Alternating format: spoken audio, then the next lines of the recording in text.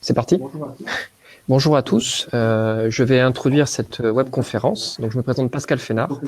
Je suis professeur associé à l'Université de Nice et je co-encadre avec Stéphane Bouissou un master, le master GEDD pour gestion, environnement et développement durable. Ça fait maintenant plus de 3 ans qu'on développe un partenariat avec l'ADEME et de certaines collectivités et qui vise à mettre en place des actions pour quantifier l'impact des GES. Donc, on va vous présenter une conférence qui dure 1h30. Les différents partenaires participants vont s'exprimer et vous montrer comment on travaille ensemble. Donc, les partenaires, je vais présenter le master. Sachez que bien évidemment, le partenariat s'appuie sur une relation très forte avec l'ADEME et avec 2 structures collectivités qui fournissent la matière à l'évaluation, qui est la métropole de Nice-Côte d'Azur, et la CAVEM pour la communauté d'agglomération Var-Estérel Méditerranée.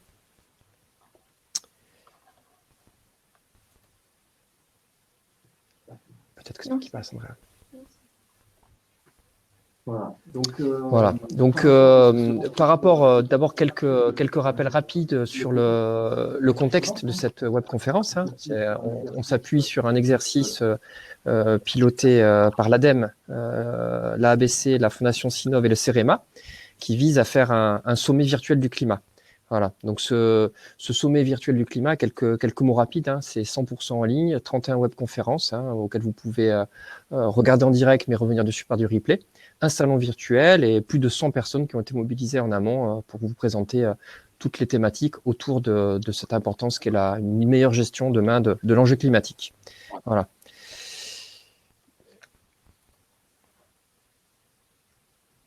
Alors, avant de rentrer dans le vif du sujet, nous tenons bien évidemment à remercier l'ensemble des sponsors et partenaires que vous voyez affichés sur le transparent.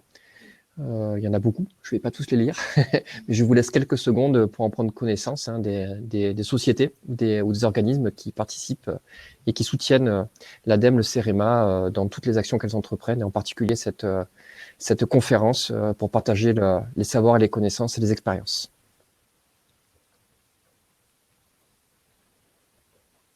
Donc, sachez aussi que cette conférence, je l'ai dit, mais je vous le redis, pour si vous pouvez diffuser l'information autour de vous, c'est bien des enjeux, c'est de partager la connaissance. Donc, là, elle sera disponible en replay à partir du site du Sommet virtuel du climat.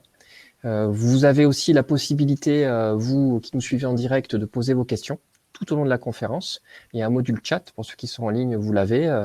On a notre manager qui enregistre toutes vos questions et qui essaiera de les traiter au bon moment. On a des temps de parole dédiés à ça, d'échanges entre nous, à peu près je pense une grosse demi-heure. Donc ça vous laisse tout loisir au fur et à mesure qu'on avance. Si vous avez des questions, de les noter, nous les envoyer. Nous, on les bancarise et on essaie de vous répondre dans la limite de nos connaissances, dès qu'on a ces espaces qui sont dédiés à ça, il y en a 2, vous verrez après le déroulé de la conférence, on a 2 espaces de questions-réponses pour essayer de vous répondre. Voilà.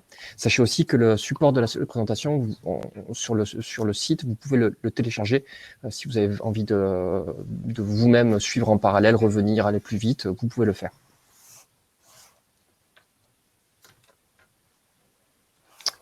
Donc, je vais maintenant introduire la conférence à proprement parler, donc quantifier l'impact GES de nos actions, comment ça marche.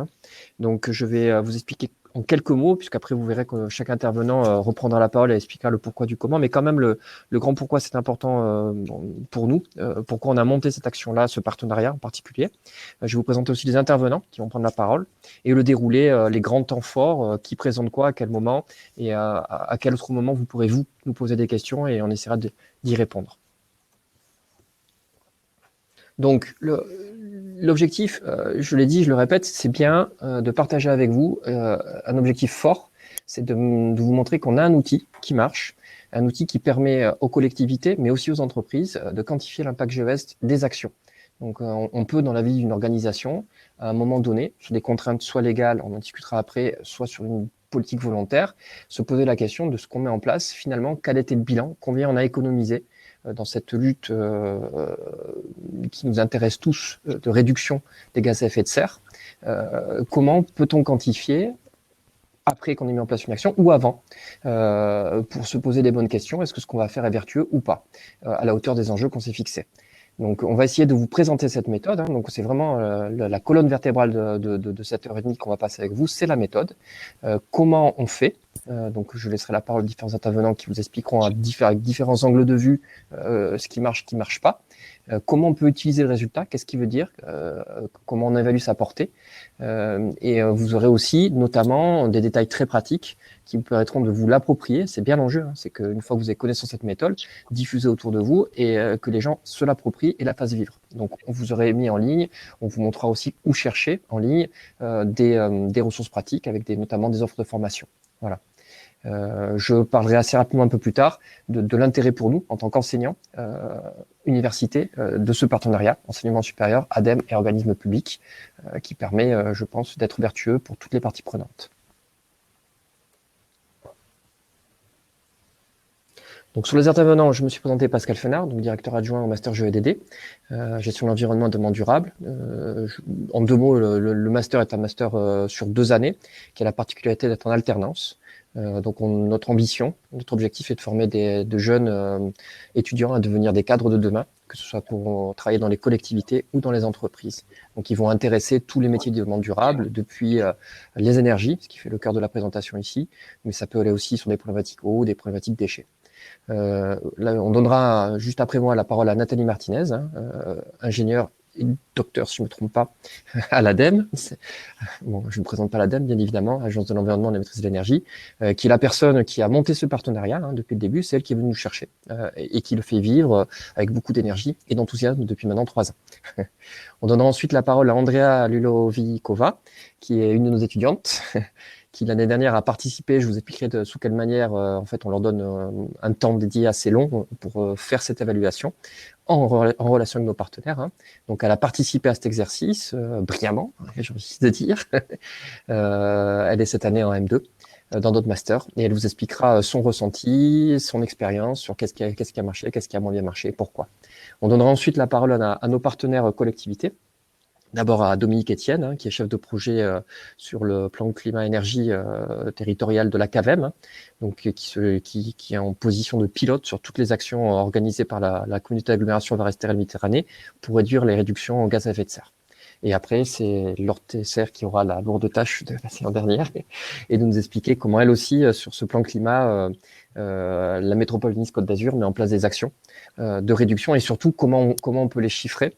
Alors, quelque chose que j'ai pas dit, j'en profite pour compléter maintenant. On peut le faire sur les actions qui ont déjà été réalisées avec cette méthode Quantigest, mais il y a aussi un intérêt en amont. Je pense qu'elle l'introduira puisque c'est le cas de cette année. On peut aussi le faire sur les actions qui sont programmées.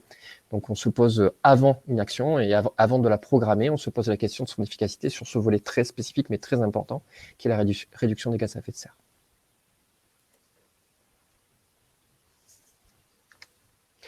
Donc, le déroulé du temps que nous allons passer ensemble, je vais pas tarder à donner la parole à Nathalie Martinez de l'ADEME, qui aura une quinzaine de minutes pour présenter la méthode dans ses fondements, ses objectifs, ses particularités.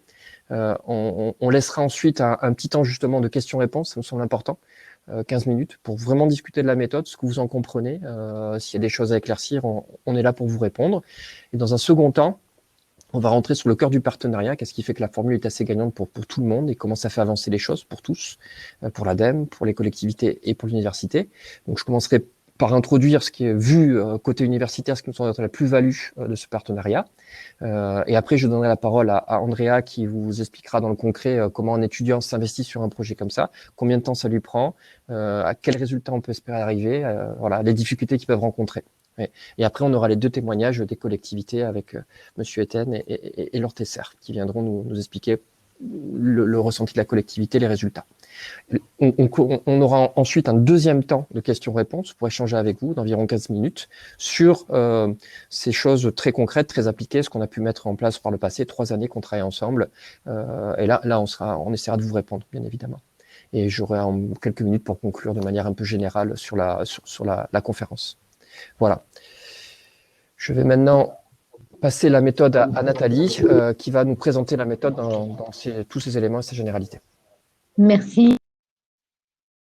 Bonjour, Nathalie Martinez de l'ADEME. Je me présente rapidement. Je travaille au service climat et je m'occupe en particulier de la promotion de la méthode Quantigest. Donc, Quantigest, en fait, c'est le petit nom qu'on a donné à cette méthode de l'impact GES d'une action. Donc, ma mission aujourd'hui, c'est de vous présenter de vous faire une présentation générale de la méthode. Je n'entrerai pas dans le détail, c'est Andrea Ludovikova qui entrera plutôt dans le détail de cette méthode. Moi, je vous fais une présentation générale avec un focus sur le dispositif d'accompagnement que l'on a mis en place autour de cette méthode. Donc, cette méthode a été développée à l'ADEME en 2014 parce que, en fait, nous étions souvent sollicités par des acteurs qui souhaitaient savoir comment quantifier l'impact des actions qu'ils voulaient mettre en place dans le cadre d'un bilan GES, plan d'action d'un bilan GES, dans le cadre d'un PCAE. Donc, on a développé cette méthode en interne ADEME en 2014, puis on l'a expérimenté auprès de différentes collectivités et entreprises, une vingtaine d'organismes précisément, l'objectif étant de l'améliorer, de la rendre plus opérationnelle. L'idée, c'était bien de pouvoir répondre à la question suivante, comment savoir si une action permet effectivement de réduire les émissions de GES d'une action. Donc là, je vous ai mis un exemple. Une action mise en place par Toulouse Métropole qui vise à faire de la sensibilisation pour réduire les publicités que l'on voit dans nos boîtes aux lettres et donc à diffuser des autocollants Stop Pub. On a essayé de quantifier l'impact GES de cette action. Donc pour cela, on a choisi une période, en l'occurrence sur une année, 2012-2013. On a essayé d'identifier les conséquences de cette action, les conséquences de cette action. Donc, j'en ai listé certaines, mais vous avez la réduction des imprimés, la réduction des déchets, mais à l'inverse, les émissions de GES associées à la fabrication des autocollants. Et en fait, notre calcul, notre quantification, c'est fait en comparant deux scénarios. Un scénario avec action, la sensibilisation et le stop pub, un scénario sans action. Cette quantification a permis d'estimer un gain GES de 340 tonnes de CO2 par an. Donc ça, c'est un exemple. Où est-ce que l'on... Donc, quantigès, pourquoi, pour qui? En tout cas, ça concerne tout type d'action, qu'elle soit physique, organisationnelle, comportementale. Donc, ça concerne aussi bien le remplacement d'une chaudière fuel par une chaudière au bois, la mise en place du télétravail, du covoiturage, le verdissement d'une flotte de véhicules, l'impact d'un changement de procédé de fabrication, etc. Tout type d'action peut être concerné et tout type d'organisme peut être intéressé. À la fois des petites ou grandes entreprises, à la fois des collectivités petites ou grandes également, et des associations également. Sur la droite de la planche, j'ai mis les organismes avec lesquels nous avons fait une expérimentation en 2015. Vous avez des entreprises comme Decathlon, McDonald's, Bonduelle, mais également des collectivités, la mairie de Paris, des collectivités en Gironde, en Alsace, en Isère, etc., etc. Bien évidemment, la méthode est particulièrement intéressante lorsqu'on est dans une démarche de progrès, que l'on est en train de travailler sur le plan d'action suite à un bilan GES, que l'on est en train de faire un RSE ou dans le cadre d'un plan PCAET, d'un plan climat. Donc la méthode, en gros, là, c'est une démarche séquentielle en 8 étapes. Donc en fait, on l'a séquencé en 8 étapes pour guider pas à pas l'utilisateur. L'idée, c'est de le conduire jusqu'à la quantification finale de l'action en identifiant bien les différentes étapes préalables qu'il va devoir suivre.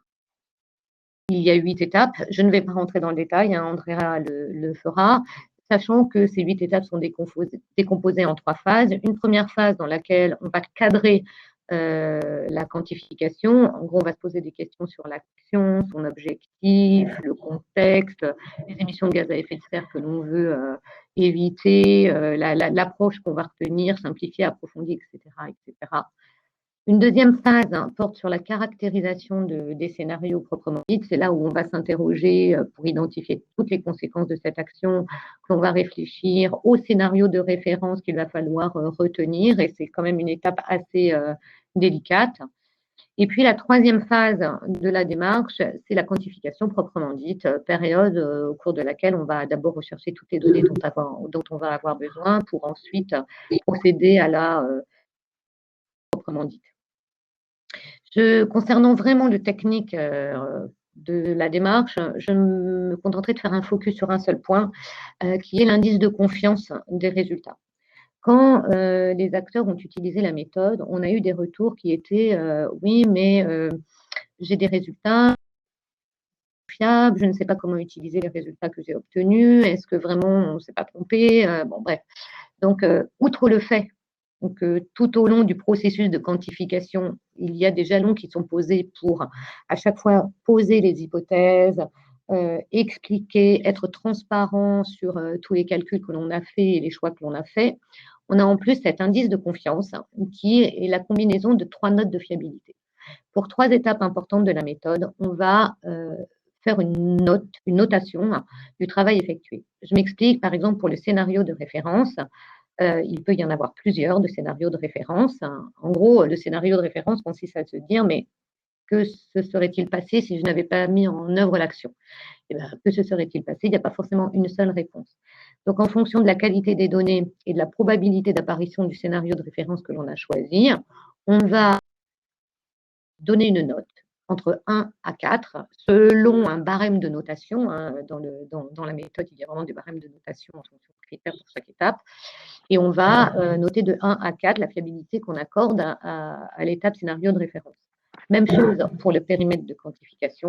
Plus on couvrira de conséquences, en gros, plus on quantifiera de conséquences et plus le périmètre de quantification sera élevé et la note élevée. Là, je fais juste une petite parenthèse parce qu'en fait, l'intérêt de la méthode QuantiGES, c'est justement de ne pas forcément quantifier l'impact GES de toutes les actions de toutes les conséquences, qui ont été identifiées. Il y a une étape fondamentale, l'étape 6, qui permet justement de ne focaliser que sur certaines conséquences les plus importantes.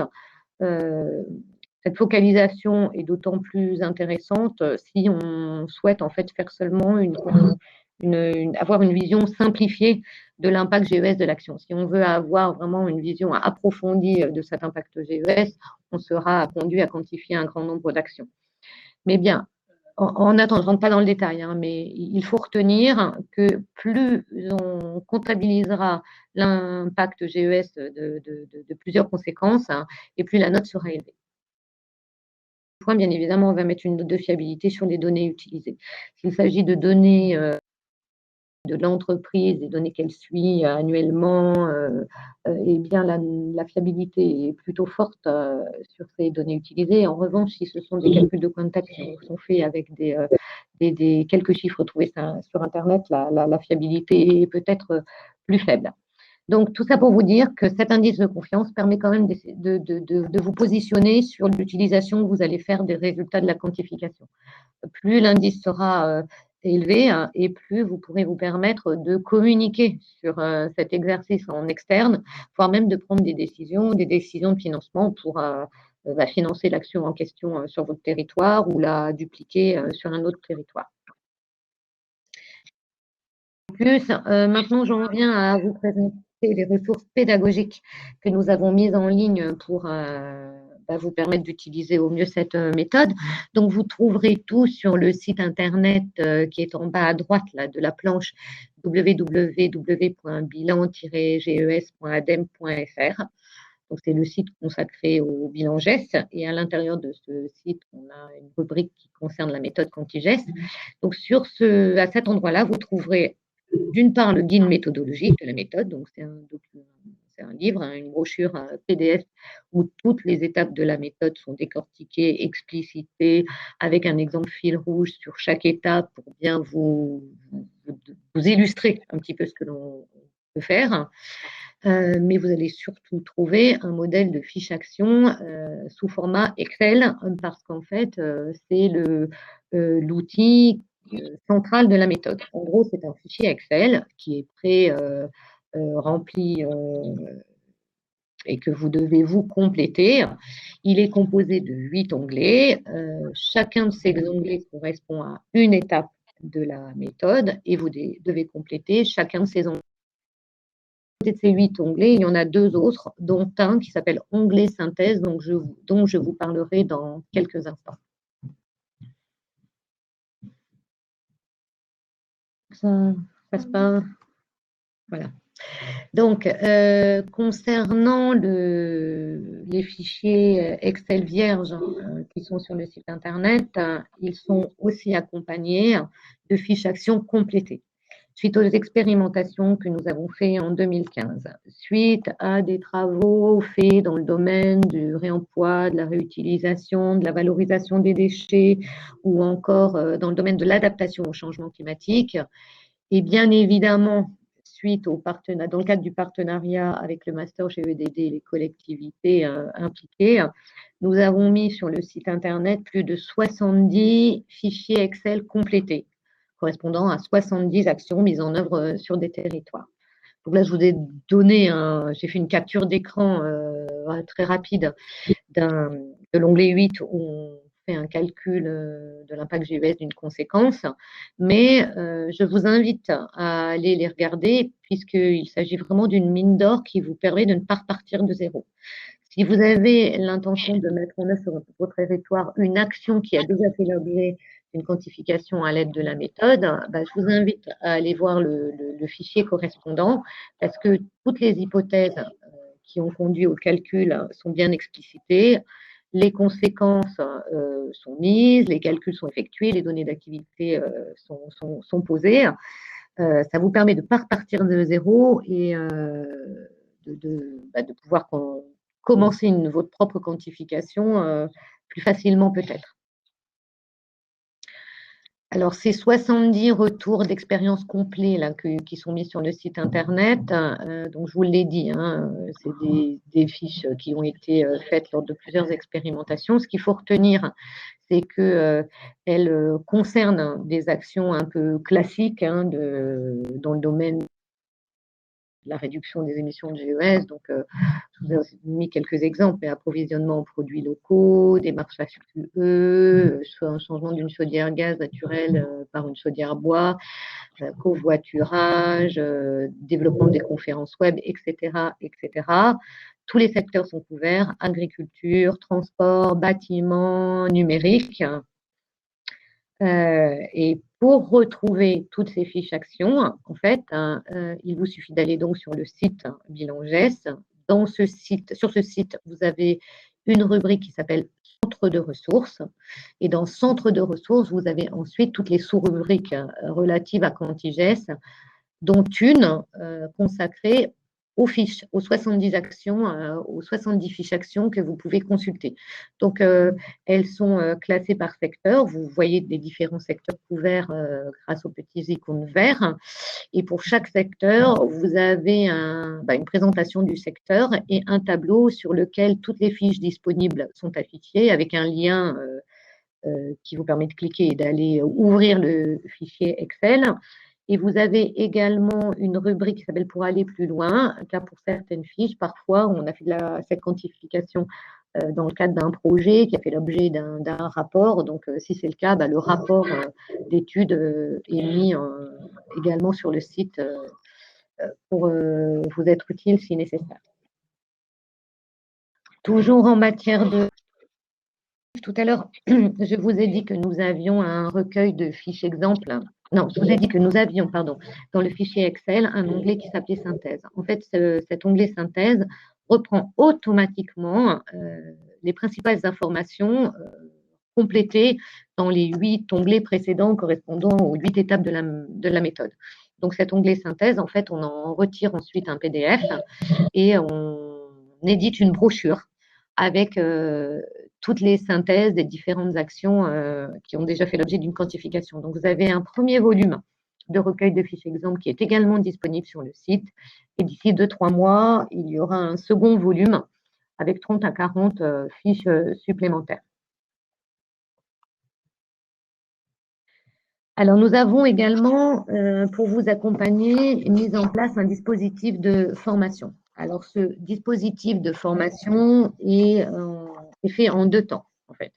Vous avez, alors j'ai oublié de préciser que c'est un dispositif de formation externe qui est à disposition de tout public, collectivités, établissements publics, entreprises, associations, bureaux d'études, etc., etc.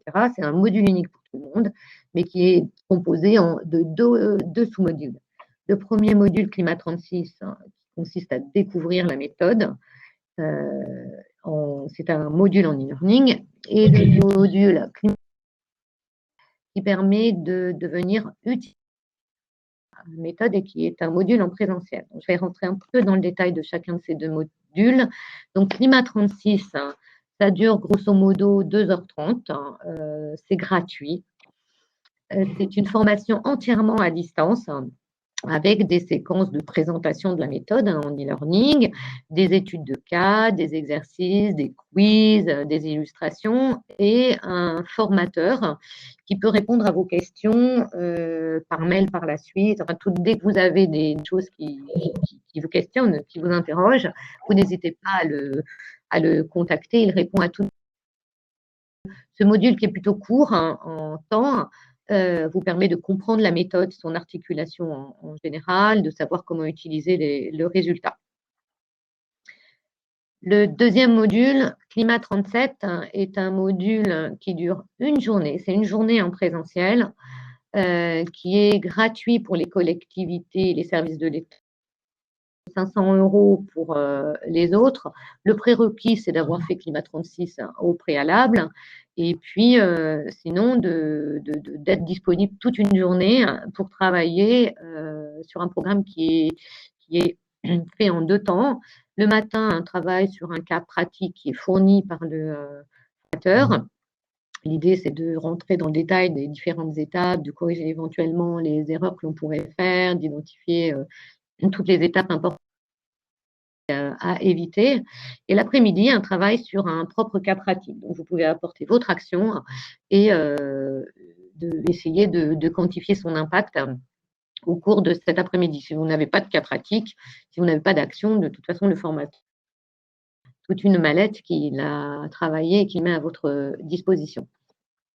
Donc voilà, ça, ce sont les deux dispositifs de formation. J'en ai terminé sur cette présentation générale de la méthode et du dispositif.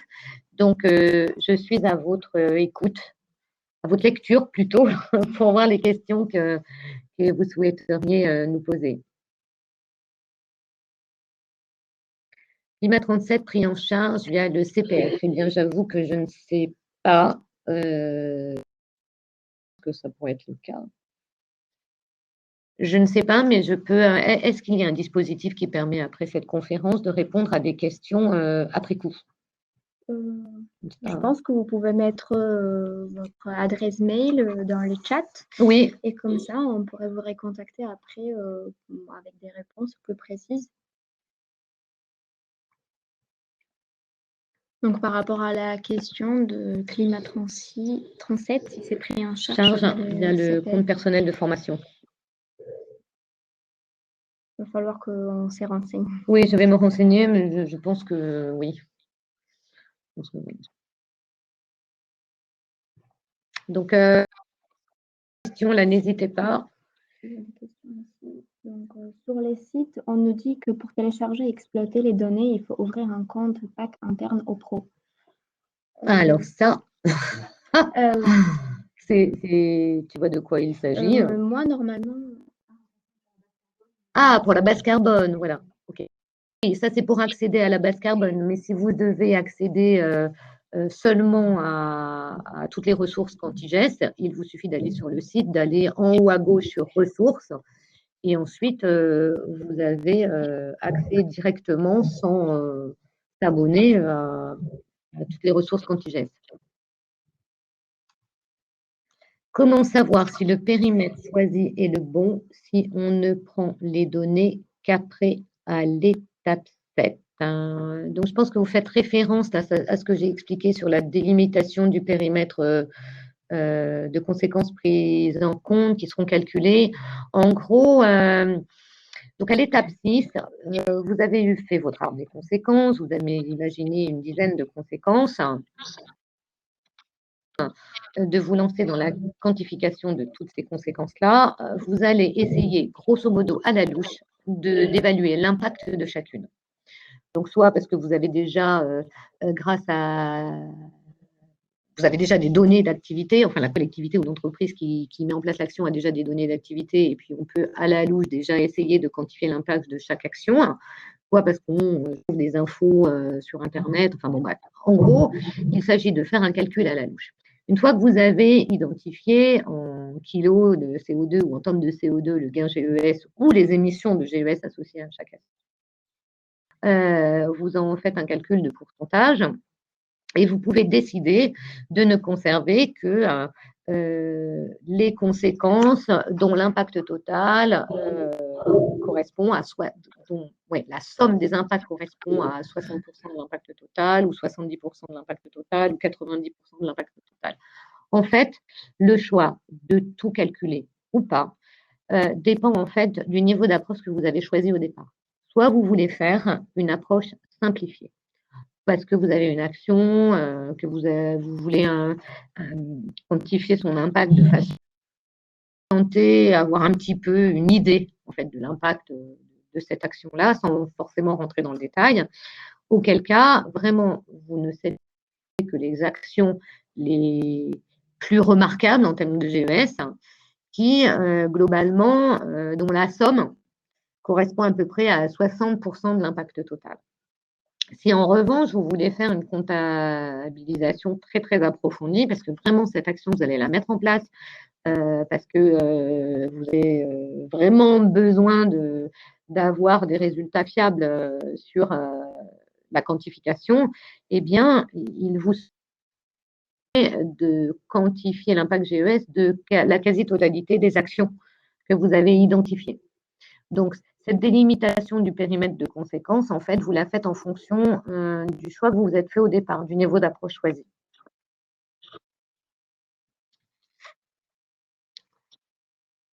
Cas pratique, Stop Pub à Toulouse, combien de particuliers impliqués? Alors, j'avoue que ça, je ne m'en rappelle pas. C'était en 2012-2013, tu t'en rappelles?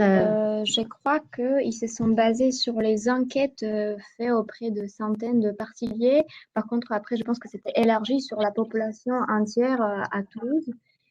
Donc, vous pouvez vous-même rechercher la fiche sur le site internet indiqué auparavant et voir. Il suffit juste d'écrire Toulouse, type d'action, Stop Pub, de trouver vous-même. C'est ça. Autre question.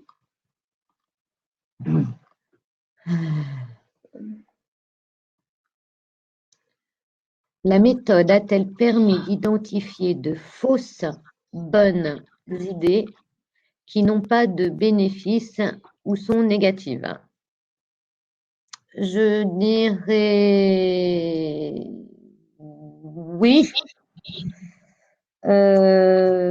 Encore que du coup, on les a pas toutes, on les a pas mises, elles sont pas forcément mises sur le site internet.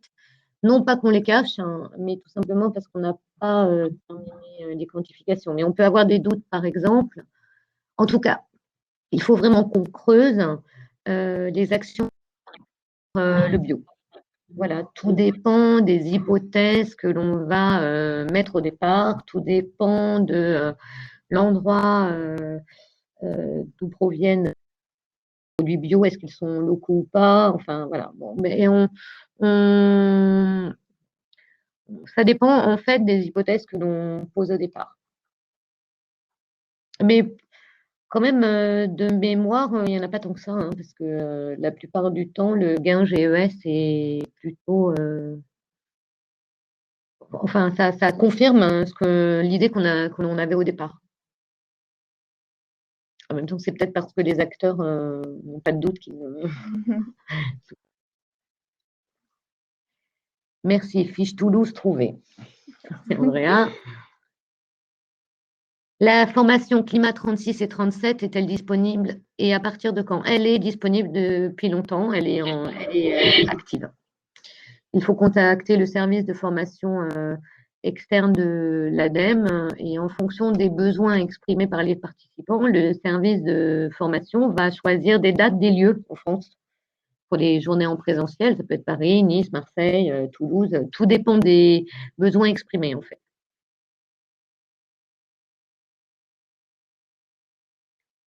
L'utilisation de l'outil nécessite-t-elle une accréditation particulière comme pour la réalisation des bilans carbone? Non, pas du tout.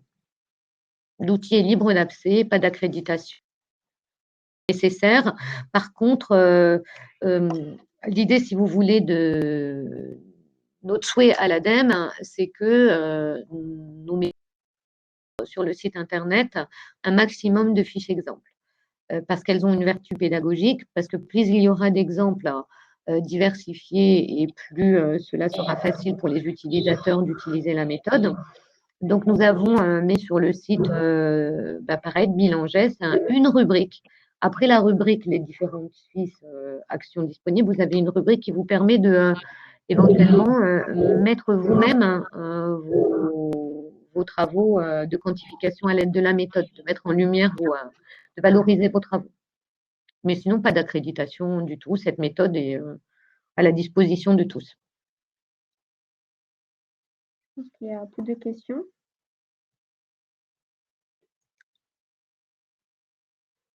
On va comment?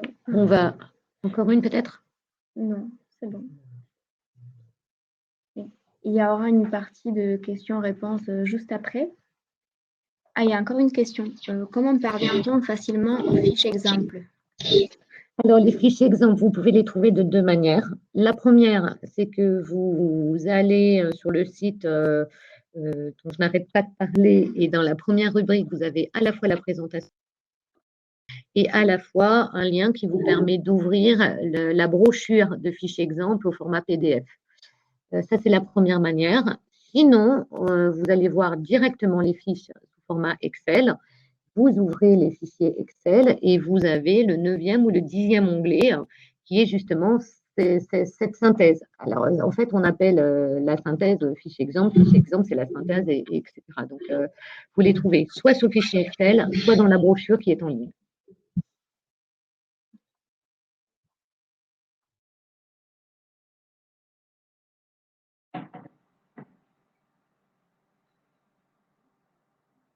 Ça n'empêche que l'on pourra en reprendre d'autres, bien sûr, comme vous l'a dit Monsieur Fénard.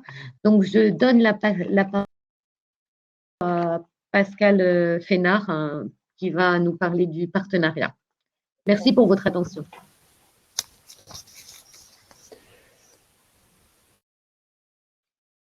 Je reprends la parole sur le partenariat assez rapidement pour vous en présenter l'historique, l'origine, en quoi il est bénéfique pour toutes les parties prenantes, donc à la fois l'université, l'ADEME et les collectivités.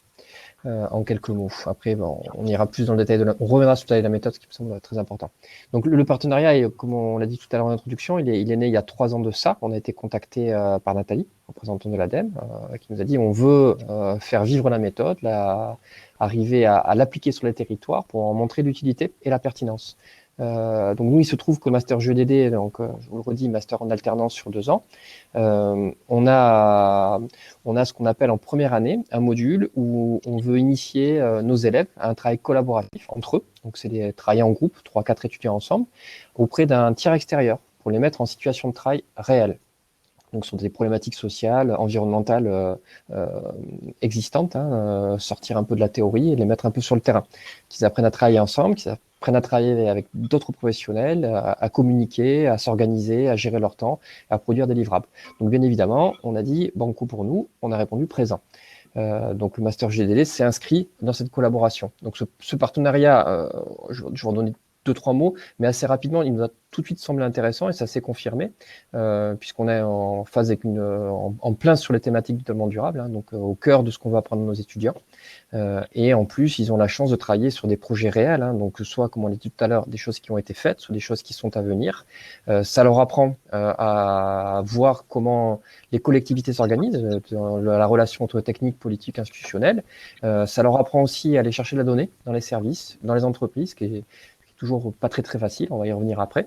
Et ça leur apprend à voir à quelle dynamique, avec quelle temporalité on construit les politiques publiques. Donc ça, c'est un point très important pour nous. Donc l'objectif du partenariat, c'est d'appliquer pour créer des fiches actions et venir compléter la fameuse base de données, de montrer que ça marche et de donner des éléments de quantification sur des projets similaires dans d'autres collectivités ou d'autres entreprises. Donc, on va travailler sur des actions de réduction de mise en œuvre sur le territoire. Hein. Donc, bien évidemment, on va en lister quelques-unes après, ce qui a été fait. On est aujourd'hui un peu plus de 10 fiches actions qui ont été réalisées par nos étudiants. Donc, à chaque fois, en début d'année, on se donne un objectif et puis on essaie de l'atteindre. 3, 4, 5 fiches, ça dépend des années. On a des sujets plus ou moins complexes. Ça se fait bien évidemment en partenariat avec l'ADEME qui nous aide beaucoup sur les aspects méthodologiques et les collectivités qui fournissent la donnée et un regard un peu critique sur ce que peuvent proposer nos étudiants. Voilà.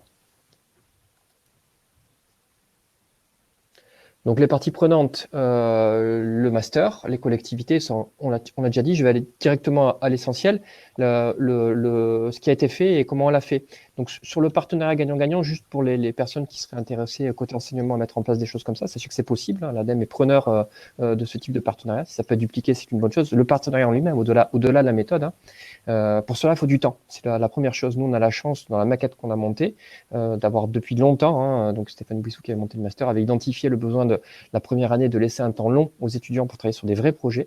Donc, on leur donne 200 heures, ce qui est sur une année est assez conséquent. Hein. C'est plusieurs journées quand ils sont chez nous. Ils sont un mois en entreprise, collectivité, un mois à l'université. Quand ils sont à l'université chez nous, c'est une journée ou 2 journées par semaine pour travailler sur ces projets. Du coup, ils ont le temps de s'approprier les projets, ils ont le temps de les étudier, de travailler et d'aller sur des réalisations un peu concrètes. Voilà. Donc, dans le pool d'étudiants qu'on accueille, une vingtaine par année, ce partenariat est jugé très intéressant, très constructif pour nos étudiants. Et donc, on dégage chaque année 2 groupes de 3 étudiants qui vont s'organiser autour de ces 200 heures pour travailler des fiches. Un groupe avec la CAVEM et un groupe avec la métropole de Nice. Voilà. Donc, je ne vais pas aller plus dans le détail. Andrea vous expliquera comment il travaille, qu'est-ce qui marche pas. Vous avez une petite liste de choses qui ont été faites, donc un regard, une analyse sur des actions comme l'accroissement de la part de véhicules propres dans un parc automobile, hein, porté par une collectivité, des choses qui relèvent plus du bâti comme l'installation de panneaux solaires dans des villas. Donc là, c'est des collectivités qui sont partenaires ou qui veulent dupliquer des opérations vertueuses auprès de différents bailleurs. La mise en place de covoiturage dans les collectivités. Il faut savoir que dans nos régions ici, en tout cas, c'est un vrai enjeu puisqu'on a des collectivités qui sont multisites. Donc, résoudre le déplacement entre sites et puis le temps de trajet entre domicile particulier et lieu de travail, c'est un vrai sujet. La formation et les conconduites des agents, construction de lignes de tramway, etc. Il y a une dizaine de fiches qui ont été réalisées. Je pense qu'une partie va être listée par mes interlocuteurs collectivités qui viennent juste après moi, donc je n'irai pas plus loin. Ils vous les détailleront pour partie. Donc pour nous, en résumé, ce partenariat, il est important. On y tient beaucoup.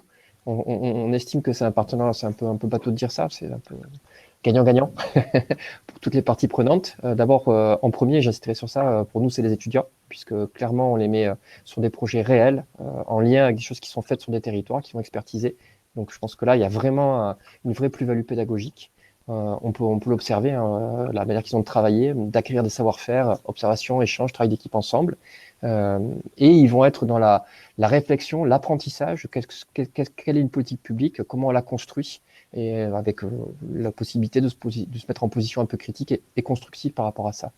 Pour l'équipe enseignante, pour nous, c'est du pain béni. On a des partenaires fiables qui nous apportent des vrais sujets. Donc, j'en profite pour les remercier aujourd'hui. C'est quelque chose qui marche bien. Voilà. Donc, et on est dans le cœur de ce qu'on veut faire au sein du Master GDD, à la fois sur les thématiques qu'on apporte et sur le positionnement qu'on attend de nos étudiants, hein, c'est-à-dire de les mettre en position de cadre, d'être capable de critiquer, de créer et de se projeter dans des futurs proches ou un peu plus lointains pour les gaz à effet de serre. Voilà, pour les organisations, j'espère qu'ils nous le rediront. On leur apporte de l'énergie. Ça leur permet d'avoir des étudiants qui travaillent avec eux, pour eux, et qui bâtissent des fiches actions qui permettent de nourrir les différents plans sur lesquels ils travaillent. Et la tâche est rude et vaste. Voilà. Et pour l'ADEME, in fine, c'est quand même l'objectif fondamental, hein, c'est de faire connaître la méthode, bâtir ces fiches d'actions pour essayer qu'elles se diffusent et qu'on arrive à de plus en plus en avant ou en après de politique publique à mettre cette compatibilité gaz à effet de serre comme quand même un pilier fondamental de tout ce qu'on fait sur notre territoire au vu des urgences climatiques. Voilà. Je vais maintenant donner la parole à Andrea qui va rentrer un peu dans un détail un peu supplémentaire que de ce que vous avez déjà présenté, Nathalie. Bonjour, je m'appelle Andrea Ludovikova, je suis une des étudiantes travaillé sur la méthode ensemble avec la collectivité VAR, Esther et le Méditerranée l'année dernière. Après avoir vu une présentation rapide de la méthode et de notre partenariat, je rentrerai plus en détail de la méthode et je spécifierai quelles sont les étapes clés, quels étaient les avantages de la méthode et je parlerai également des exemples de fiches faites par l'ADEME, mais des fiches actions que nous avons élaborées ensemble. Donc, pour rappel, il y a 2 étapes de la méthode qui sont divisées en 3 phases. Donc, tout d'abord, il y a une phase de cadrage, caractérisation et finalement quantification. Donc, la première partie du cadrage, il s'agit plutôt d'une description de l'action qu'on veut mettre en place. Donc, il y a à peu près vingtaine de questions sur les 2 étapes, sur quelle est la localisation géographique, quel est l'objectif de l'action, pour quelles raisons on veut quantifier cette action, quels sont les postes d'émission, etc. Donc, mieux on arrive à caractériser cette action, plus simple ça sera ensuite pour la quantification. Donc, je vais reprendre l'exemple utilisé par Nathalie de la sensibilisation et diffusion de Stop Pub à Toulouse. Donc, le moment de la quantification, c'est mi-parcours parce qu'ils ont déjà lancé action, mais ce n'est pas encore fini. Ils sont toujours en train de sensibiliser la population. L'objectif, effectivement, c'est réduire l'impact des INS, des imprimés non sollicités. L'objectif des quantifications, comme c'est une action qui n'est pas encore finie, qui est mi-parcours, l'objectif c'est suivre l'efficacité. Donc, si ça va la peine de continuer ou s'il faudrait mieux de l'arrêter. Et également, ça peut être un outil de communication. Et les niveaux d'approche choisis, Nathalie en a déjà parlé un petit peu, c'est à l'utilisateur de lui-même de choisir l'approche de la méthode. Donc, si c'est simplifié, on va quantifier à peu près 60% de conséquences de l'action. Si c'est approfondi, on va en quantifier beaucoup plus. Je pense que ça va jusqu'à 90%. Donc, si on ne dispose pas beaucoup de données, s'il s'agit d'une action ex-ante ou qu'on ne connaît pas très comment on va faire, c'est plus simple de choisir une approche simplifiée. Et si on connaît bien l'action a été mise en place, il conviendrait plutôt utiliser une approche approfondie et en conséquence avoir un résultat beaucoup plus précis. Donc là, on voit bien que Toulouse Métropole, ils ont choisi une approche intermédiaire. La prochaine étape, étape 3, c'est une étape primordiale pour la méthode. Il s'agit de l'arbre des conséquences. Donc, c'est un graphique, un schéma sous forme d'un arbre où on va inventorier toutes les conséquences de l'action, les conséquences négatives et positives. Donc, d'un autre exemple, ça sera la réduction des quantités d'INS distribuées et les actions collatérales qui seront la réduction de matières premières, de papier, d'électricité utilisée pour la fabrication, de transport lié à la diffusion et la logistique et la diminution de déchets. Et l'une des actions principales sera également l'augmentation de fabrication des autocollants Stop Pub. Donc, on va ensuite voir comment on va quantifier ces conséquences.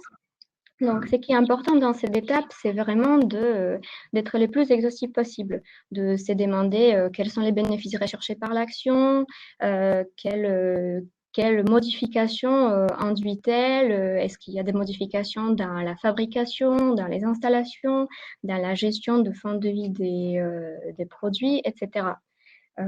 Donc, les plus importants, c'est même si on sait qu'on ne va pas forcément quantifier toutes les conséquences, c'est quand même bien de réfléchir sur toutes les conséquences car ça nous permet d'avoir une réflexion sur l'impact intégral d'une telle action.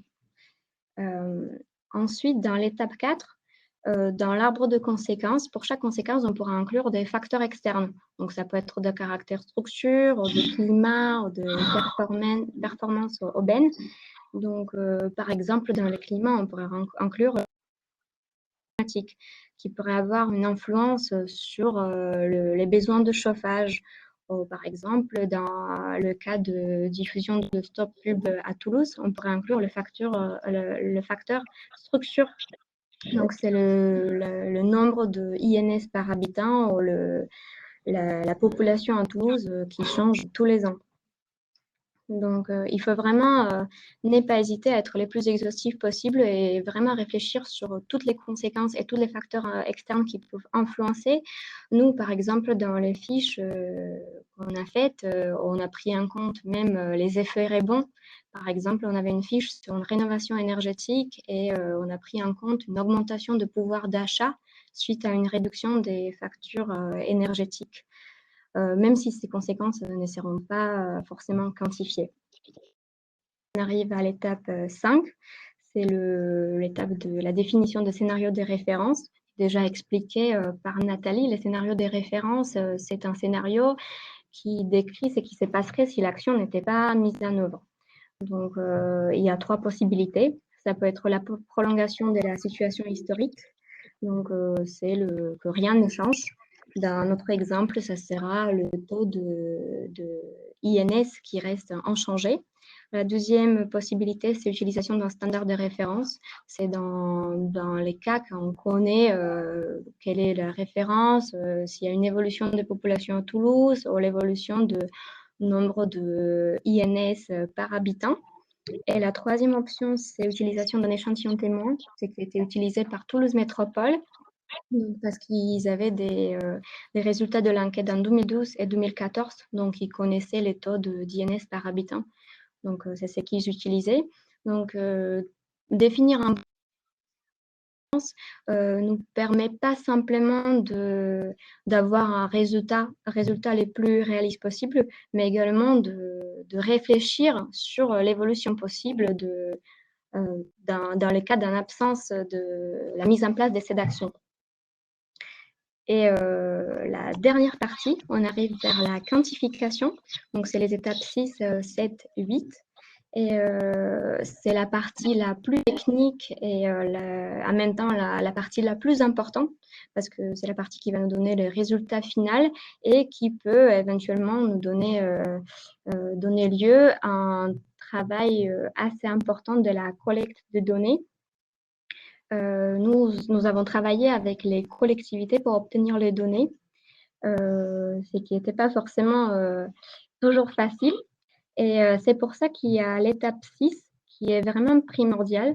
À mon avis, elle n'est pas forcément très bien décrite dans les parce qu'on n'y passe pas beaucoup de temps, mais cette étape pourrait permettre d'avoir des énormes économies de temps parce que dans cette étape, on va essayer de quantifier toutes les conséquences de notre arbre de conséquences. Donc, en utilisant les données et ordre de grandeur dont on dispose à ces stades de quantification. Donc, approximativement, on va calculer on va estimer quel peut être l'impact GES de chaque conséquence. Ensuite, on va créer un panel de conséquences par ordre décroissant et on va choisir les conséquences pour lesquelles une quantification fine sera réalisée. Donc, dans l'exemple de la fiche de Toulouse Métropole, toutes les conséquences ont été quantifiées parce qu'ils ont jugé qu'ils avaient toutes une même importance. Mais nous avons travaillé sur les fiches. Par exemple, on avait une fiche sur l'installation des panneaux solaires sur un bâtiment public. Et on s'est rendu compte que sur une période de 25 ans, l'impact de diminution des consommations des énergies fossiles grâce aux panneaux solaires était tellement important que ça représentait plus de 80% de l'impact GES total. Donc, ça nous a évité de calculer en détail l'impact GES de la fabrication des panneaux photovoltaïques et calculant quels sont les poids de silicium, de verre, d'aluminium et calculer tout ça. Donc, c'est une étape très importante qu'il ne faut pas négliger. Et ensuite, il y a l'étape 7 et 8 où on va décrire les données. Donc, il y a 3 types de données. C'est les données d'activité. Donc, c'est les données la conséquence. Donc, ça peut être le nombre de kilomètres parcourus, la quantité d'INS fabriqués, lesquels on va ensuite utiliser dans la quantification. On va les multiplier avec les facteurs d'émission qui sont disponibles dans la base base de données publique faite par l'ADEME, donc c'est très très utile, très bien faite. Et on peut également appliquer les différents coefficients techniques si nécessaire. Et finalement, on arrive à l'étape 8. Donc, c'est l'aboutissement de l'exercice qui nous donne le résultat final. Et dans l'onglet synthèse, que vous pouvez voir également de l'écran, on aura une synthèse de l'impact, de résultats, de l'objectif de l'action. Donc, c'est très bien fait. C'est très facile à lire pour les collectivités et ensuite pour présenter les résultats. L'utilisation des méthodes pour les étudiants est relativement simple également parce qu'on a des fiches vierges qui suffit remplir. On a les guides méthodologiques en ligne et nous, surtout, on avait l'appui des experts de l'ADEME, collectivité et nos enseignants qui nous ont aidés. Donc, c'était relativement simple à utiliser. Donc, je vivement la méthode et c'est très enrichissant pour nous. Et je pense que c'est tout pour ma partie. Je serai disponible à répondre à vos questions après les interventions suivantes et je passe ma parole à Monsieur Étienne qui a travaillé ensemble avec moi sur certaines fiches. Je vous précisera. Merci.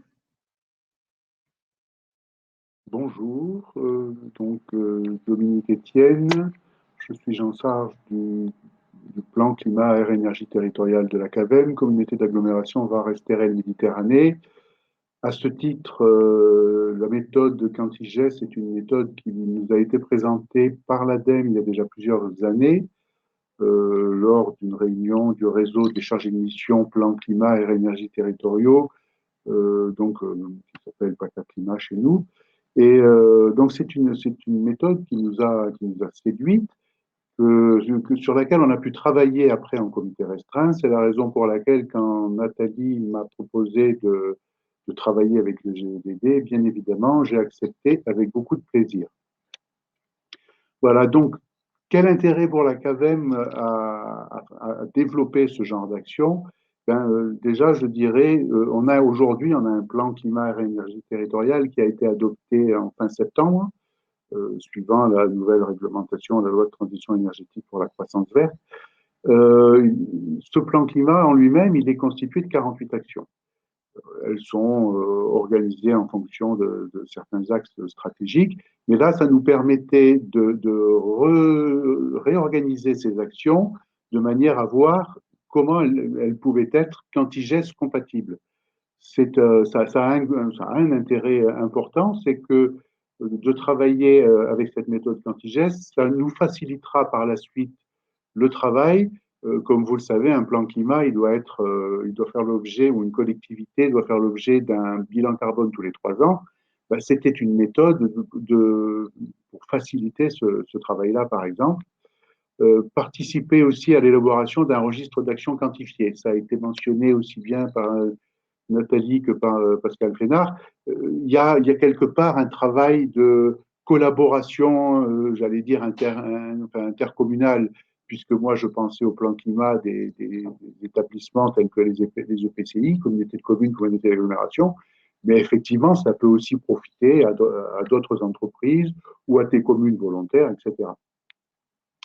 Évaluer la pertinence d'actions ex ante, donc en amont. C'est une question d'ailleurs qui a été posée tout à l'heure. Est-ce qu'on peut le faire? Oui, on peut le faire. Et ça permet par la suite, ça permet de prioriser les actions du plan climat, par exemple, de participer à la réflexion de priorisation de ces actions. Bien évidemment, il y aura d'autres paramètres, ne serait-ce que financiers. Et enfin, réaliser une évaluation ex post, ça permet là de vérifier la pertinence des actions que l'on a pu vouloir développer. Enfin, quelles difficultés pour la CAVEM? Elles sont de 2 ordres. La première, c'est la collecte des données. Pour toutes les personnes qui ont déjà travaillé sur un plan climat, la collecte des données est un travail fastidieux, qui est très chronophage et qui n'est pas toujours facile à obtenir. Et ça va de pair avec ma deuxième remarque, la difficulté d'évaluation ex ante. J'aurai l'occasion d'en parler dans mon exemple un petit peu plus tard. en fonction de l'état de réflexion, du niveau de réflexion ou d'avancement de la réflexion d'une action, il est parfois difficile d'évaluer en amont du déroulement de l'action. Donc, sur les 2 années scolaires dont a parlé M. Fénard tout à l'heure, 2017-2018 et 2018-2019, nous avons pu développer comme ça l'étude sur une dizaine d'actions, 3 actions entièrement quantifiées la première année, 3 actions entièrement quantifiées la deuxième année. Il y a une action qui est à cheval, d'ailleurs, en tout cas, ça me vient immédiatement à l'esprit, qui est à cheval sur les 2 années pour des raisons de complexité. Et enfin, voilà, il y a une ou 2 actions que l'on n'a pas réussi à évaluer par manque de données, qui étaient pourtant des actions qui nous tenaient à cœur, qui sont toujours dans le projet de plan climat, mais dont l'état de mûrissement, je dirais, n'est pas encore arrivé à son terme et ne permettait pas d'évaluer selon la méthode Quantigès. Voilà, parmi les exemples d'actions que je pourrais vous citer, alors ça a été déjà mentionné tout à l'heure, je parlerai de l'éco-conduite. Alors, dans un premier temps, nous avons sélectionné un petit panel de chauffeurs de véhicules légers qui conduisaient, qui faisaient beaucoup de kilomètres, pour réaliser un stage d'éco-conduite. Stage d'éco-conduite qui était avec un formateur, qui avait lui-même une mallette reliée sur l'ordinateur de bord, qui a fourni une formation théorique puis pratique, et dont il a fait ensuite un compte-rendu. Voilà, ça nous a permis de voir un petit peu le gain que pouvait réaliser ce stage d'éco-conduite. Et l'étude derrière qui a été menée par le GEDD a permis d'appuyer ce compte-rendu que l'on a pu fournir à notre hiérarchie et, voilà, et de développer donc le projet qui fait que maintenant notre direction nous a confirmé qu'elle souhaitait que tout le personnel de la collectivité passe par ce stage d'éco-conduite. Aujourd'hui, nous sommes quelque chose comme 230 ou 240 personnes et il y a déjà plus de 80 personnes qui ont été formées à l'éco-conduite. Évidemment, ça bénéficie aussi bien au niveau professionnel qu'au niveau personnel. La méthanisation. Alors, c'est une usine de méthanisation qui a été mise en route en mars de cette année. Et c'est bien la raison pour laquelle je disais ce projet-là a fait l'objet d'études aussi bien en amont que pendant sa réalisation, donc sur les 2 années scolaires. Méthanisation, qui est donc un digesteur qui a été installé au niveau de la principale station d'épuration du Réran, enfin de la collectivité. Et voilà, donc je crois que c'est la 3e usine en termes de quantité, usine de méthanisation de France. Donc c'était quand même un projet très, très complexe, ce qui explique que cette analyse selon la méthode Quantigès ait pris plus de temps que d'autres actions. Voilà, le diag énergétique copro, donc c'est une copropriété. Vous savez que les copropriétés de plus de 50 lots qui sont sur eau chaude sanitaire ou chauffage collectif, ont l'obligation de réaliser un diagnostic énergétique. Ben, nous avons identifié une copropriété qui était même allée au-delà de la réglementation, puisqu'elle a réalisé un audit global, donc sur la partie énergétique, mais aussi sur la partie enveloppe de la résidence, et puis qui a mandaté un bureau d'études pour faire certaines études.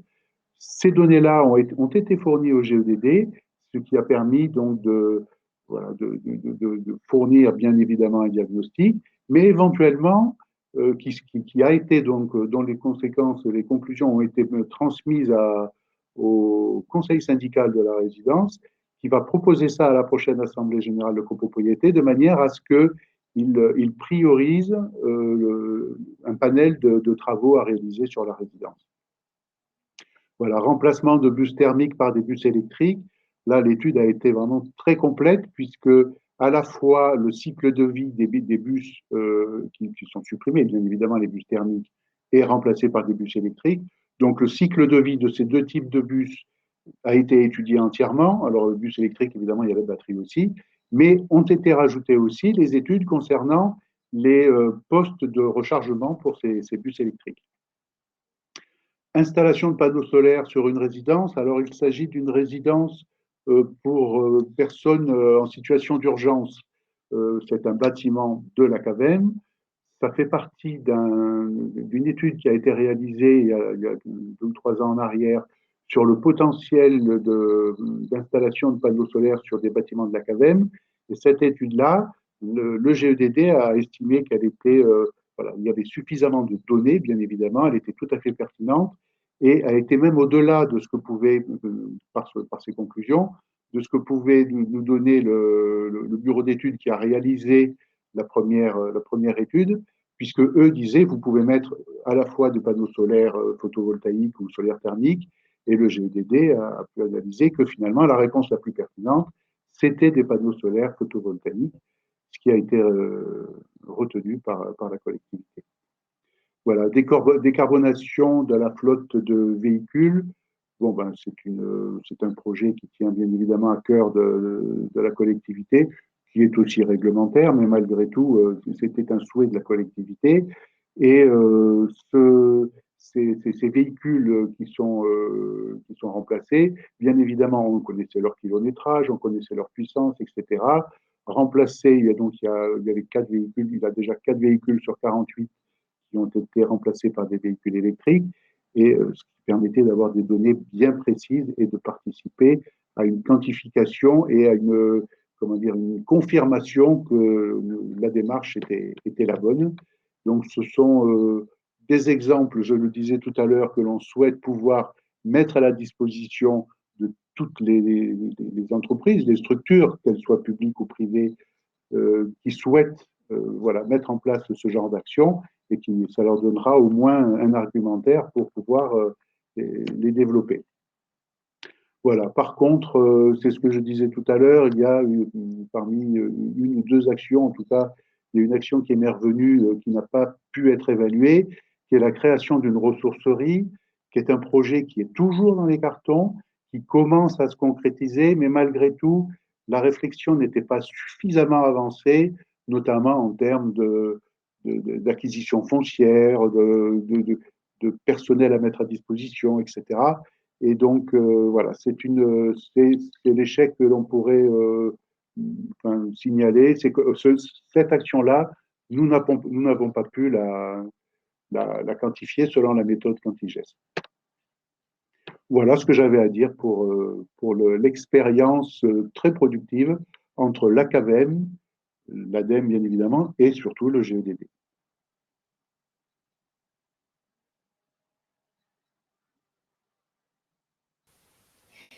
Bonjour. Alors, je pense que c'est bon, il n'y a plus d'écho. Je vais clôturer les je m'appelle Laure Tesser, je suis chargée de mission plan climat à la métropole Nice-Côte d'Azur.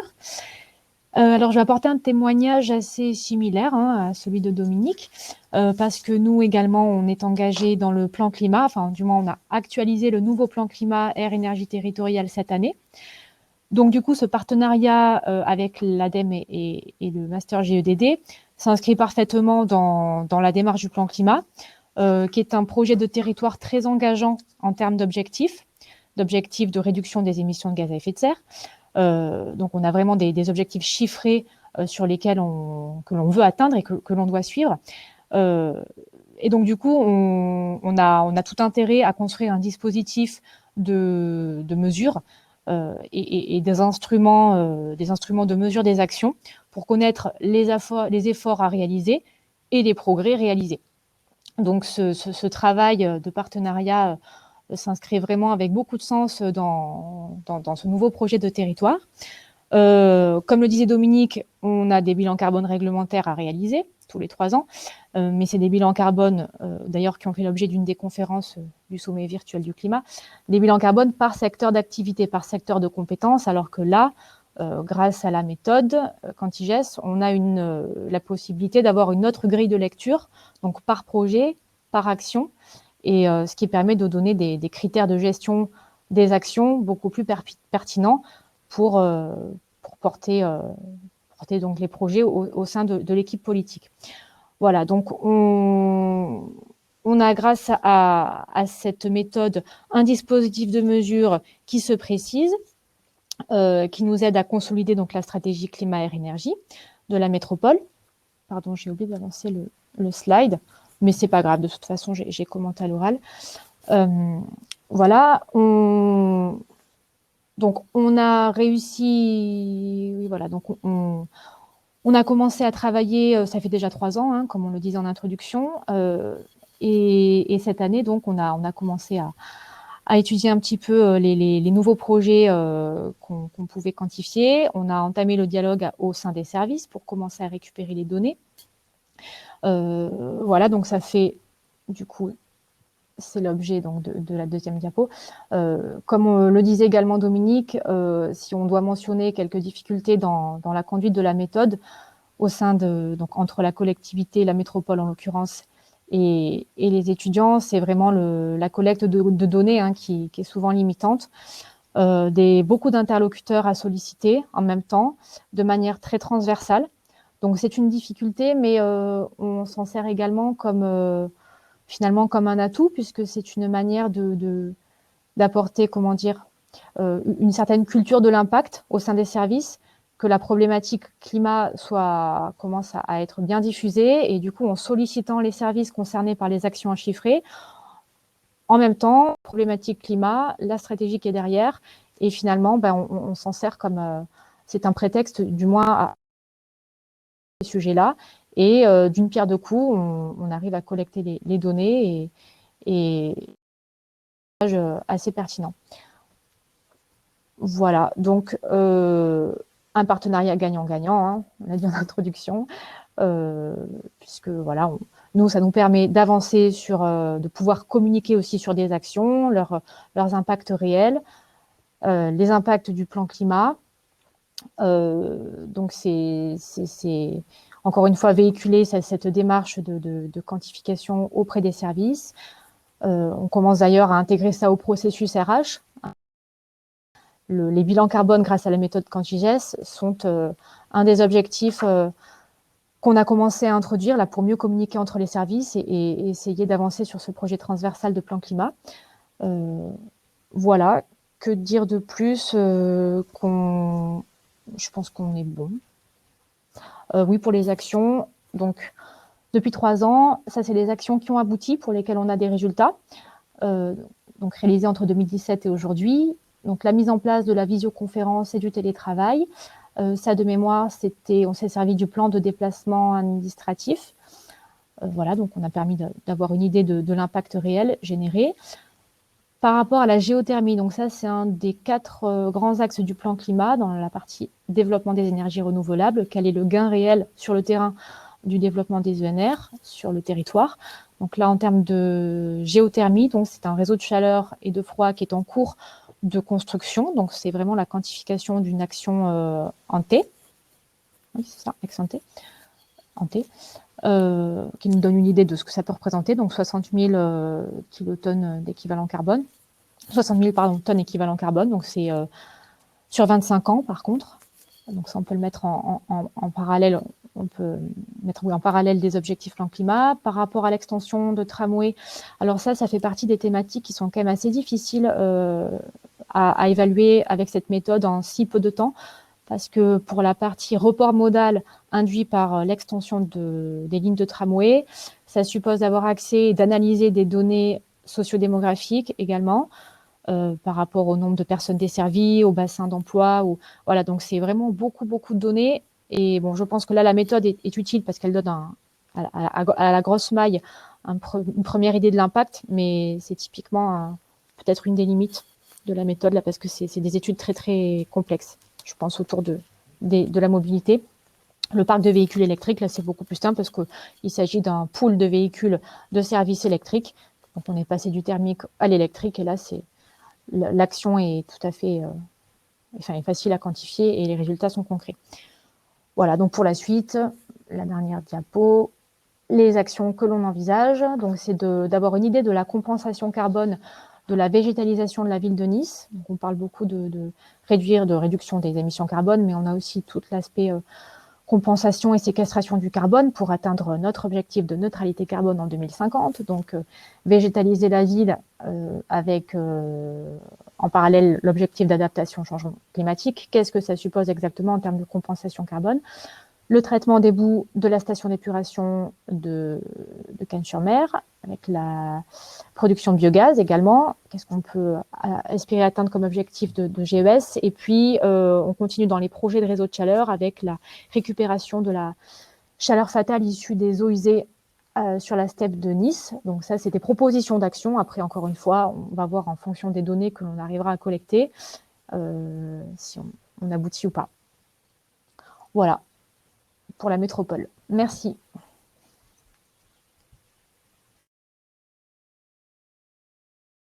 Je donne 10 minutes, un quart d'heure pour répondre aux différentes. Donc, on les prend par ordre peut-être d'arrivée depuis tout à l'heure. Alors, il y avait une question sur les effets rebonds. Je la reprends. Comment avez-vous déterminé que les effets rebonds étaient négligeables? Vous avez parlé de l'augmentation du pouvoir d'achat, par exemple. Difficile de déterminer un ordre de grandeur sans calcul. Pour la méthode ne va pas prendre en compte toutes les conséquences de l'effet rebond. Parce qu'effectivement, c'est un peu compliqué d'imaginer quelles seraient les vraies conséquences d'une augmentation de pouvoir d'achat. Donc, la méthode les élimine directement. Et ensuite, pour les restes, on va quand même, avant tout à l'heure, j'ai dit qu'on va estimer quel serait l'impact GES, mais on va quand même essayer de le quantifier. On ne va pas rentrer dans le détail des calculs, mais on va quand même essayer d'avoir des chiffres pour pouvoir imaginer quelle est la partie de l'impact GES de telle ou telle conséquence. Et ensuite, suite à ça, on va choisir les actions les plus importantes, les plus impactantes. Oui, puis pour compléter sur ce qui est dit sur les effets rebonds, on peut considérer en fait que cet effet rebond qui considère en fait les personnes d'un immeuble, par exemple, qui ont fait des gains d'économie d'énergie grâce à une nouvelle chaudière, vont finalement continuer à dépenser autant d'énergie parce que vu que ça coûte moins cher, ils poussent à fond le chauffage pour avoir encore plus chaud. Ou le type d'effet rebond, j'ai un gain de pouvoir d'achat et je vais acheter des biens à côté pour en profiter. En fait, on peut considérer que, effectivement, parfois c'est difficile à quantifier, et que 2, c'est extérieur à l'action. C'est lié à l'action, mais en même temps, c'est une autre action distincte qui pourra faire l'objet éventuellement d'une quantification à l'aide de la méthode. Mais on exclut d'emblée toutes les actions qui sont un peu comme ça, effet rebond ou effet multiplicateur, quitte à essayer de les quantifier par ailleurs pour vraiment se focaliser sur les conséquences directes de l'action mise en œuvre. Alors, il y avait alors, j'essaie de les reprendre dans le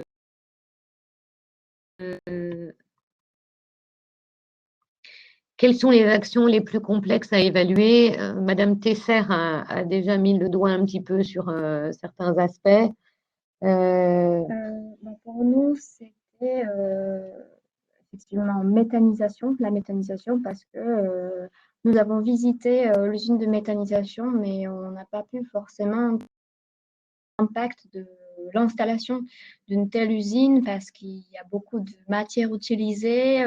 On n'arrive pas à estimer quels sont les poids de tel et tel matériel utilisé.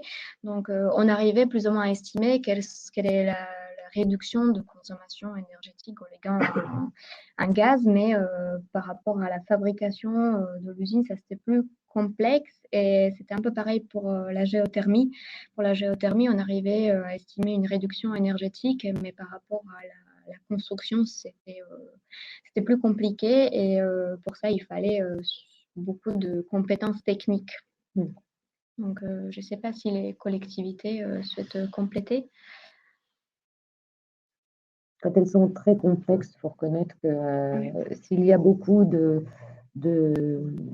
construction, des infrastructures, tuyaux, là on a du mal quand même. Enfin, c'est pas que l'on a du mal, c'est qu'il faut vraiment avoir les données et ça peut prendre du temps de quantifier l'impact GES associé à la construction d'une usine, d'un dispositif de géothermie. Laure, tu veux compléter? Ah, pardon. Bon. Oui, non, je veux juste dire que une fois qu'on connaît les hypothèses,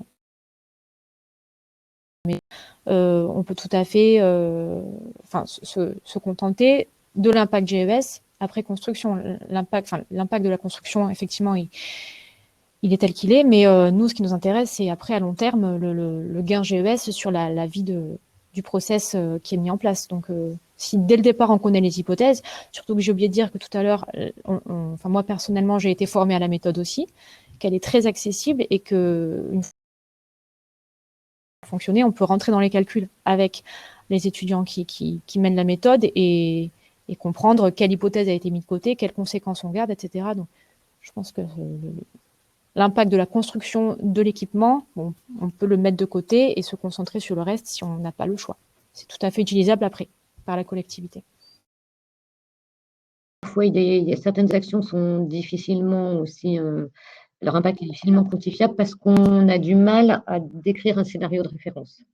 Donc, si on n'arrive pas à se dire, mais qu'aurions-nous fait si on ne mettait pas en place cette action, là, pour le coup, on a vraiment du mal à procéder au calcul. Pour les collectivités, l'intérêt est-il davantage de communiquer en interne ou vis-à-vis des administrés? Quelles contraintes réglementaires, légales sont-elles fixées? Exemple de la Cavenne et de Nice Métropole. Merci beaucoup.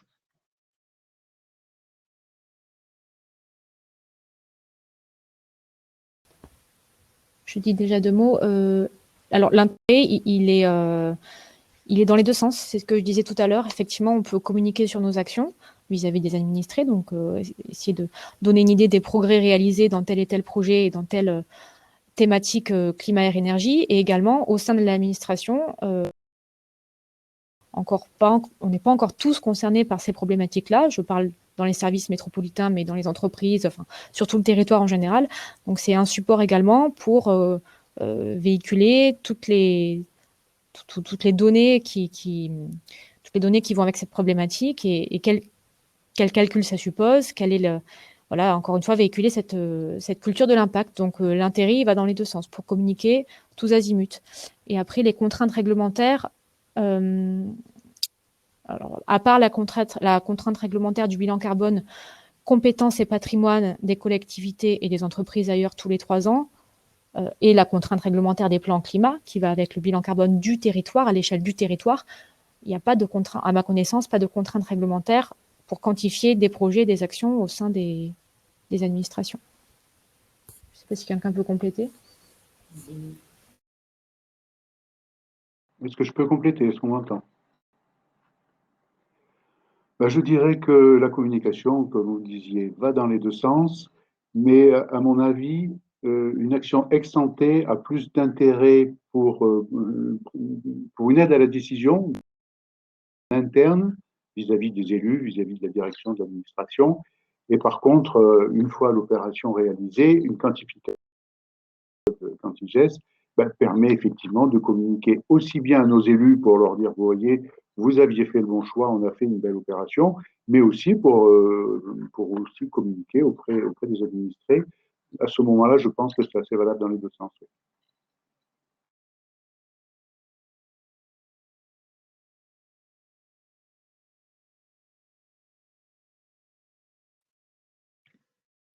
Donc, il y avait une autre question. Peut-on solliciter le master GEDD pour travailler avec un groupe d'étudiants sur la quantification des actions de notre PCAET? Donc, je réponds oui, bien sûr. Donc, n'hésitez pas, soit on vous envoie votre mail et on le récupérera, soit vous passez par le site du master où il y a mes coordonnées, celles du directeur Stéphane Bouissou. Et on verra si on peut, comment on s'organise pour travailler ensemble. Mais on a des promotions qui ne sont pas extensives, mais il y a peut-être encore un peu de place pour travailler avec vous. Si vous êtes volontaire, ce sera volontiers, en tout cas qu'on essaiera.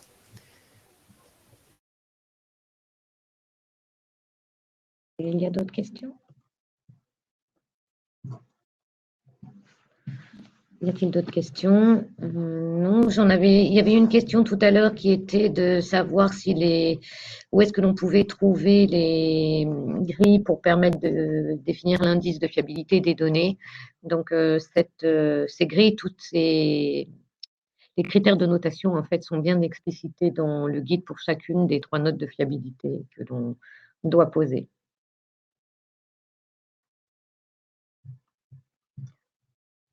Voilà. Je ne vois plus de questions. Pascal, Je prends la parole pour conclure. Donc, une conclusion sur l'outil Quantigest de manière générale, hein, avec un point de vue citoyen, un point de vue technicien. Donc, un point de vue citoyen, moi, je trouve que c'est un très bel outil parce qu'il permet d'objectiver les enjeux. Donc, ça permet pour ceux d'entre vous qui sont dans des sphères décisionnelles, hein, encore une fois, hein, si on part du principe qu'il y a une urgence, et ce qui est mon point de vue de citoyen, à agir rapidement, le fait d'avoir cet outil qui permet de donner des chiffres, de quantifier les enjeux, de dire ça c'est important, c'est très important. On a parlé des techniciens, on a parlé du grand public, mais une des cibles, à mon sens, évidente, c'est les élus. Les élus qui vont permettre d'accélérer ou de décélérer sur des choix politiques importants des collectivités et de manière générale d'aménagement du territoire, hein, qui conditionne fortement. Donc, en tant que citoyen, c'est le premier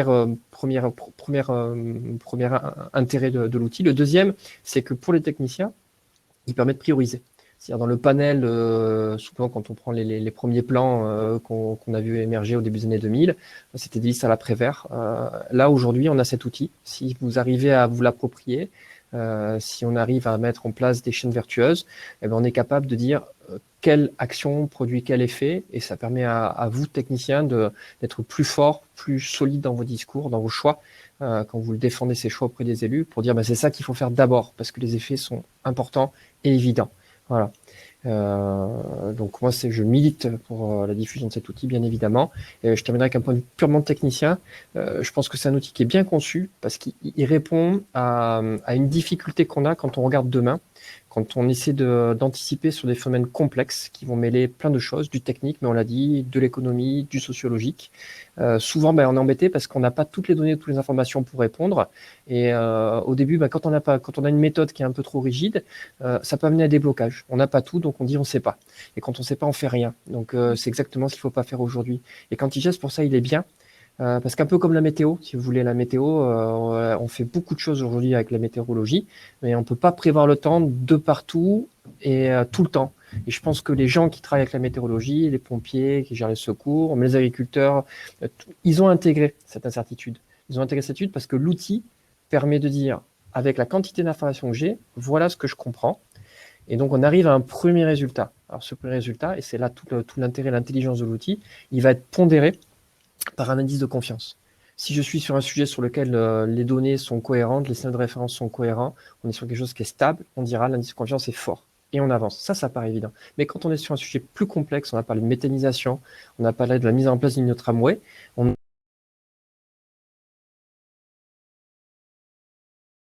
et de louche, je n'ai pas un super indice de confiance, mais j'ai des réponses. Voilà, ça c'est important, parce que je pense que ça aide à débloquer la décision publique, dont on a grandement besoin aujourd'hui.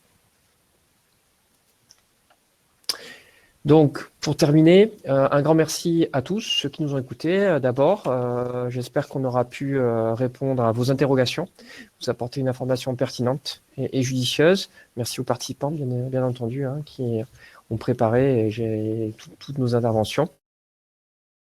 Sachez que le 28 novembre, vous pourrez aller sur le salon virtuel pour continuer d'échanger avec certains exposants et que vous pouvez aussi donner votre avis. Très moderne, en nous donnant des étoiles sur cette conférence. Voilà. Donc, si vous trouvez ça intéressant, vous prenez un instant pour noter la présentation. Ça vous permettra de faire un peu de pub. Voilà. Et bien évidemment, nous comptons sur vos feedbacks, vos retours pour améliorer à la fois la conférence et toute l'organisation générale du séminaire. Pour terminer, j'ai plus le droit. On voulait remercier de nouveau tous nos contributeurs qui ont permis, alors il y a ceux qui donnent de l'argent, c'est très bien, et puis il y a ceux qui travaillent dans l'ombre et qui font beaucoup de choses. Donc merci à tous pour que ces conférences existent. Merci. Au revoir. Merci.